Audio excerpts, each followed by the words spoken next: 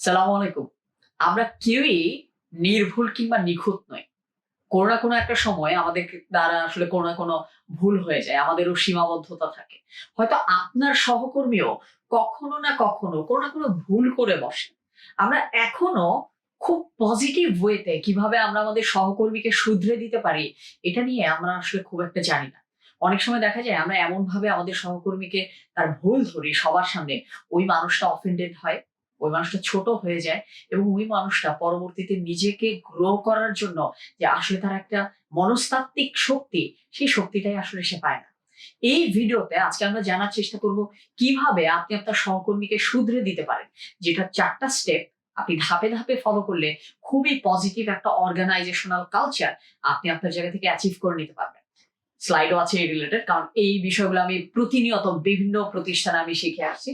প্রথম যে জিনিসটা, আপনি যদি আপনার সহকর্মীকে শুধরে দিতে চান, প্রথম স্টেপ পর্যবেক্ষণ করা, অবজার্ভ করা। অর্থাৎ আপনি আপনার সহকর্মীর যদি কোনো একটা ভুল, ফর এক্সাম্পল সে দেরি করে আসে মাঝে মাঝে, ঠিক আছে? তো আপনি যদি সেটাকে শুধরে দিতে চান, আপনি সবার আগে আইডেন্টিফাই করুন যে তার কোন বৈশিষ্ট্যটাকে আসলে শুধরাতে হবে। সে কি দেরি করে আসে? তার কি প্রফেশনালিজম কম? সে কি বেশি কথা বলে? সে কি অকাজের কথা বলে? সে কি ডেডলাইন মিস করে? আপনি সবার আগে আইডেন্টিফাই করুন আপনি তার কোন স্পেসিফিক বৈশিষ্ট্যটাকে আপনি চেঞ্জ করতে চাচ্ছেন। সো সেটা হচ্ছে ১ নাম্বার ধাপ, পর্যবেক্ষণ। সেকেন্ড ওয়ান, আপনি তাকে এটা বোঝান যে তার আচরণ এবং তার প্র্যাকটিস বা তার কাজের প্রভাবে কি হচ্ছে। কারো কাজের প্রভাবে হয়তো অর্গানাইজেশনের রেপুটেশন উইক হতে পারে। কারো কারণে হয়তো আমরা ক্লায়েন্ট হারাতে পারি। কারো কারণে হয়তো আমাদের ব্র্যান্ড ইমেজ ক্ষতিগ্রস্ত হতে পারে। সো কারো কারণে আমাদের কোনো একটা পেমেন্ট ডিলে হয়ে যেতে পারে। অনেক ধরনের কাজে কিন্তু আমাদের অনেক ধরনের ইমপ্যাক্ট থাকে। সো প্রথম ধাপে আগে আপনি অবজার্ভ করুন তার কোন পার্টিকুলার বৈশিষ্ট্যটাকে আপনি চেঞ্জ করতে চান। সেকেন্ড ওয়ান, সেই পার্টিকুলার বৈশিষ্ট্যের আসলে ইমপ্যাক্টটা কি, এটাও আসলে আপনি সবার আগে আইডেন্টিফাই করুন। এটা আইডেন্টিফাই করার পরবর্তীতে ওই দ্বিতীয় ধাপে আপনি তার সাথে এটাকে কমিউনিকেট করুন। থার্ড ধাপ, এই ধাপটা সবচেয়ে বেশি ইম্পর্টেন্ট। থার্ড ধাপে আপনি যেটা করবেন, আপনি আপনার সহকর্মীকে এটলিস্ট এটা কমিউনিকেট করবেন, আপনি তার ভালো চান। আপনি তাকে শুধরে দিতে এসেছেন কারণ আপনি তার ভালো চান।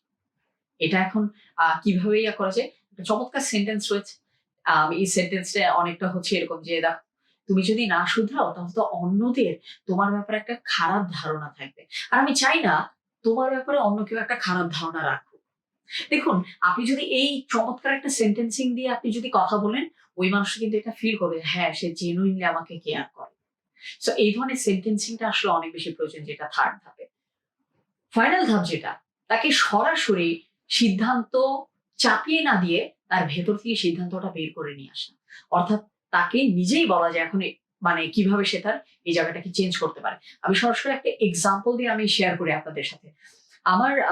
আমার জীবনে যে ফার্স্ট ইন্টার্ন ছিল, আমার আন্ডারে না, আমার সাথে যে ইন্টার্ন করেছিল, একবার সে একটু দেরি করে এসেছিল অফিসে। বেশ কয়েকবার আসলে সে দেরি করে আসে।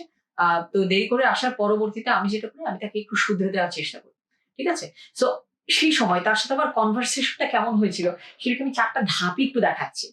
১, আমি আগে পর্যবেক্ষণ করলাম যে সে দেরি করে আসছে। সেকেন্ড, আমি তার আচরণ এবং চর্চার প্রভাব, এটাও আমি একটু আইডেন্টিফাই করার ট্রাই করলাম। সো তার সাথে আমার কমিউনিকেশনটা কিরকম ছিল? ফর এক্সাম্পল, আমি ধরে নেই তার নাম হচ্ছে সামিয়া। ঠিক আছে? আমি বললাম যে, "সামিয়া, আমি তো কয়েকদিন ধরে দেখছি তোমার একটু আসতে দেরি হচ্ছে। তো তোমার কি বাসার সবকিছু ঠিকঠাক আছে? কোনো সমস্যা নেই তো? দেখো, তুমি যদি এভাবে মাঝে মাঝে দেরি করো, তাহলে কিন্তু আমাদের অন্যান্য যারা কলিগ, তারা কিন্তু তোমার সম্পর্কে পজিটিভলি তারা ভাববে না। ইভেন আমরাও চাই তুমি ফিউচারে একটা বড় লিডারশিপ রোল তুমি প্লে করো। সেটার জন্য কিন্তু তোমার এই কলিগরা যাতে তোমাকে মন থেকে একটা ক্রেডিবল ওয়েতে ট্রিট করে, সেটা কিন্তু আমরা মন থেকে চাই। এই কারণে আমরা ভাবতেছি যে তোমার সাথে এটা শেয়ার করা প্রয়োজন। এখন তুমি বলো, এই মুহূর্তে আসলে কি করলে ভালো হয়? আর তোমার পাংচুয়াল হওয়ার জন্য যদি আমার কোনো সাপোর্ট দেওয়ার থাকে, তুমি আমাকে সেটাও জানাতে পারো। আমি আমার জায়গা থেকে সর্বোচ্চ যেটা করা যায় আমি করব। দেখুন, ট্র্যাডিশনাল কমিউনিকেশন এবং এই কমিউনিকেশনের ভিতর পার্থক্যটা কোন জায়গায়? ট্র্যাডিশনাল কমিউনিকেশনে ওই মানুষটা কেন দেরি করে আসতেছে জানার আগে আমরা তাকে জাজ করে কষ্ট দিয়ে ফেলি। সবার সামনে আমরা অপমান করে ফেলি। তার চেয়ে আমরা যদি তার কমিউনিকেশনে একটু এট লিস্ট এটা এড করে দেই যে, তোমার সবকিছু ঠিক আছে কিনা? কেন তুমি সময় মতো আসতে পারছো না? তুমি সময় মতো না আসলে অন্যরা তোমাকে ভালো মনে করবে না। আর আমরা চাই না কারো তোমার সম্পর্কে একটা নেগেটিভ ইমপ্রেশন থাকুক। এখন দেখো কি করলে ভালো হয়। আমি কিন্তু বলি নাই যে আমার টাইমলি আসতে হবে, আমি তাকে বলেছি এখন দেখো কি করলে ভালো হয়, এবং তোমার যদি মনে হয় এক্ষেত্রে আমার তোমাকে হেল্প করার সুযোগ রয়েছে, তুমি আমাকে সেটাও বলতে পারো, আমি আমার জায়গা থেকে হেল্প করবো। দিস ইজ হাউ একটা চমৎকার কমিউনিকেশন মাধ্যমে আমরা আমাদের সহকর্মীকে শুধরে দিতে পারি।